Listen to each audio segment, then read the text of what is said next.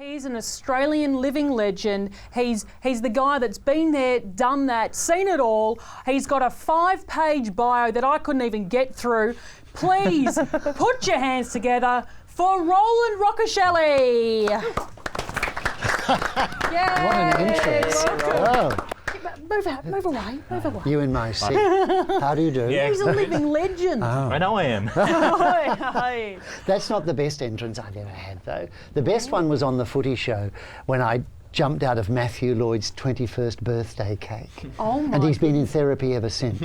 He's never recovered. Matthew Lloyd. Matthew Lloyd was 21 and I jumped out of his birthday cake. I'll never forget the look on his face. It was just absolute sheer blind panic. I don't think he had I think he thought, what is going to happen to me? Well, absolutely nothing, of course. But So that's a Channel 9 production. 9, that was Channel 9. And what are their resources like? You had a huge cake that I'm not saying anything about Channel 9. Enormous cake, Yeah. enormous. Well, Channel 9 in those days was out in Richmond, Yeah. and so they had that enormous prop cage, and hundreds of people worked there. So this cake was, sort of 8 feet high, and all decorated, lots of icing, sugar, and all of those things on it. The vast was. But the best things sometimes come when you have no money. Yeah. You do the best things. The best Shakespeare that I've ever been involved with was probably productions where there was no money and people wore jeans and a skivvy, and what really mattered was the work. The language. And, yes, and the work that you're doing.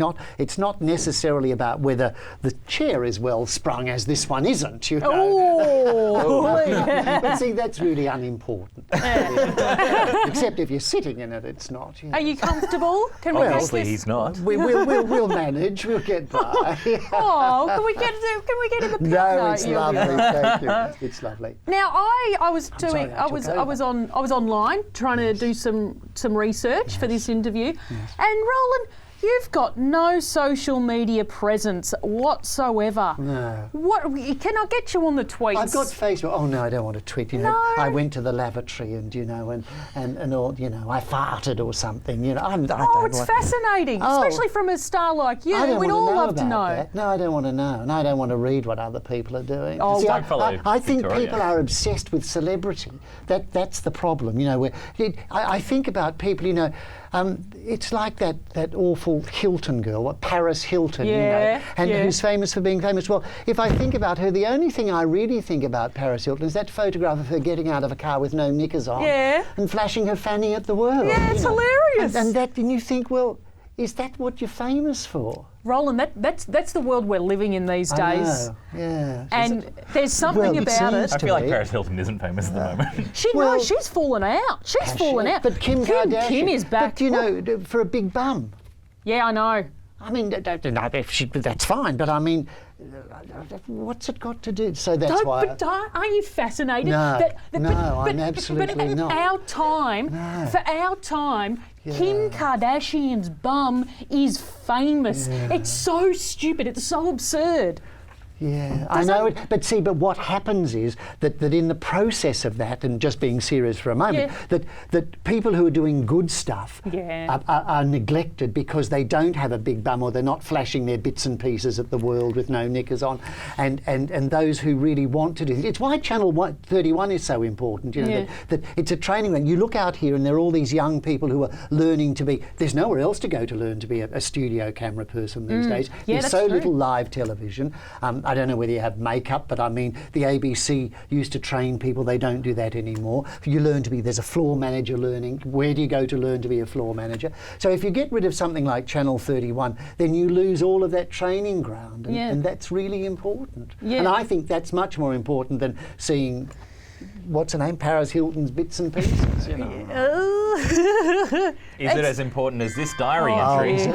What is it? The grade 6s went to the movies, but when we got there, the boys stood us up because we were a bit late. So we decided to go shopping. All of them are bastards.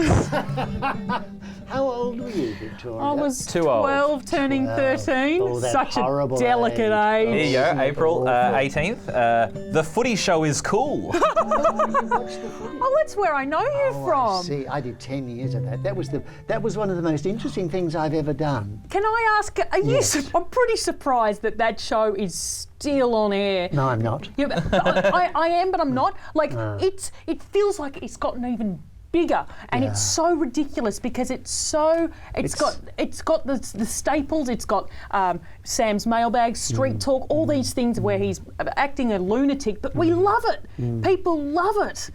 It's not as big now as it was. Yeah. In the 10 years that I did it with Ed and Sam and Trevor Marmalade, it was huge. But for me, it was extraordinary because I came from the theatre, really serious theatre, and Ed rang me and said, "Do you want to be on the Footy Show?" And I said yes, and he said, "Well, just a minute." I said, "No, I'll do it." And he said, "Well, pay your money." I said, "That's even better. To get paid is wonderful."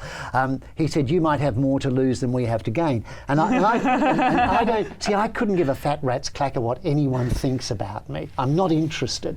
And the chance to actually be on a program like that and meet people that I would never have contact with. I mean, and it was amazing. And on trams, I take public transport, you know, and I don't have a car because you don't need one. So I get on and off trams, and I've had so many conversations with sort of beanie-clad, scarf-swathed, toothless men, you know, fantastic. And they say, "Now, Roland, I'm not educated like you," and I say, "Don't worry about that. Let's just talk." And it's fascinating what you hear from them, and you realise that you become part of their life in a way that never would have been had I gone on doing more Ibsen, Shaw, Chekhov, and Shakespeare. They wouldn't know who I am. And you know, wonderful things like standing on the corner of Toorak and Chapel Street at 10 o'clock on a Saturday morning, you know, jammed, packed, and you hear from a building, say, "Hey, Roland, we love you." Yeah. And I said, and I waved, and then he said, "What happened to Footy Show? Did you get the arse?" And you think, that's wonderful contact with people that you wouldn't have normally. Yeah. Oh, I loved you on that show, and we do miss you on that show as well. It actually cured me of nerves. I don't have a nerve in my body anymore. I was, you know, you'd get very apprehensive about doing anything, going on stage or whatever, but not anymore because it was live television, and you had to do things that sometimes really did fail. Yeah. I mean, I remember when Sam and I... Imagine what that's like, Vic. Right, no rehearsal. Yeah. Well, I mean, I would imagine stand-up comedy cures you of that as well, because you don't know what audiences are going to do. It's why working with all those actors who came through the war, they didn't have any nerves because they had to go and work in canteens and underground ammunition factories and no furniture, and they'd go into a room like this and there'd be 100 people and they'd say, "Do your play." So they'd just do the play for them with nothing, and that cures you of it. And so the energy that you put into being nervous can actually go into your performance, and that's what the Footy Show did for me. Well, I'm so glad that you were able to come on the show tonight, and hopefully we've got a new audience for you out here. Thank you very much. Channel 31. Thank you. Huge audiences we sometimes get. So thank you so much. My pleasure. A big round of applause for Roland Roccoccioli. I'm so glad I could meet you. My pleasure. Stick around. We've got so many more guests coming up after the break. So stick around. We'll see you after the break. Yeah, see ya. Oh.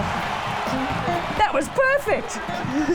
I did the countdown. I'm like, oh, I got it. Did you get it right?